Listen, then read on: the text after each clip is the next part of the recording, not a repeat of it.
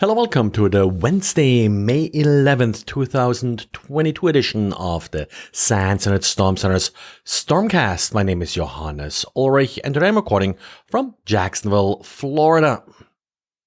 Well, it's Microsoft Patch Tuesday, and with that we got updates for 74, 75 vulnerabilities, depending on how you count them. 3 of these vulnerabilities have been known prior to Patch Tuesday, and one of the 3 or one of the 75 has already been actively exploited. Now, the one that's already actively exploited, of course, is getting a lot of news coverage here, and it is a Windows LSA spoofing vulnerability. So essentially, it does allow an attacker to bypass authentication. Now, Microsoft stated that while overall, the CVSS score is 8.1 and important, this is a critical vulnerability if you're still using NTLM hashes in order to authenticate, which of course is something that you shouldn't be doing anymore in the first place.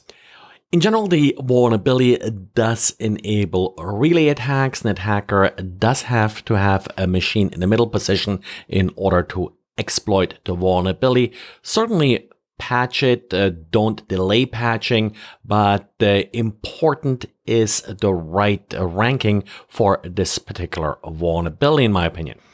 And we do have 2 critical vulnerabilities that deserve special mentions. One is a remote code execution vulnerability affecting the Windows network file system. That's CVE 2022-26937. Last month, we did have a similar vulnerability for NFS. Same researchers discovered it, so the 2 are likely related. NFS is not really used much in Windows networks typically, so that somewhat lessens the impact here, but CVSS score is 9.8. The second 9.8 vulnerability is in Windows LDAP. However, the default configuration is not affected here. You're only affected, it's only exploitable if the max receive buffer LDAP policy is set to a value higher than the default. And finally, we got a foreach escalation vulnerability that is worth noting because it does affect Active Directory domain services. However, only if the system also runs Active Directory certificate services. In this case, the patched vulnerability would allow an authenticated user to acquire a certificate from this Active Directory certificate service, and that of course then could be used to allow elevation of privilege. This vulnerability, CVE 2022-26923, is also noteworthy because the person discovering the vulnerability, Oliver Lyack, already published a blog post with details about how to exploit this vulnerability. Of course, we also got today patches from Adobe. They include patches for Character Animator, Cold Fusion, InDesign, FrameMaker, and InCopy. The one patch here that I think is noteworthy is a patch for Cold Fusion 2018 and 2021. It's a reflective cross-site scripting vulnerability that could be used for arbitrary code execution, but only rated as important with a CVSS score of 5.4.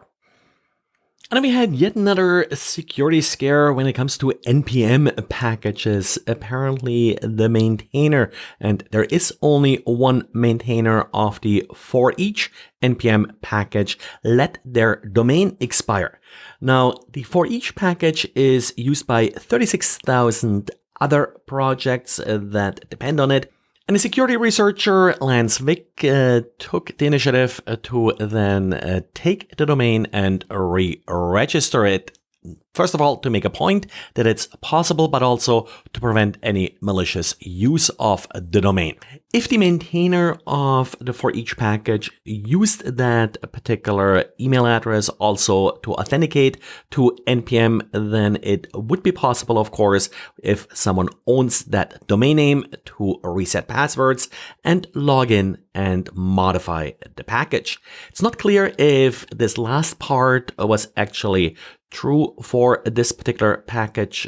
Lance didn't follow through here and basically just secure the domain name without exploiting ownership of the domain name. And there was also a research paper back in 2021 that looked into this problem, and they actually found a total of 2,818 different maintainer email addresses that were linked with expired domains. And these email addresses, again, were linked with about 8,500 different packages. But well, that's all the time we have for today. So thanks for listening, and talk to you again tomorrow.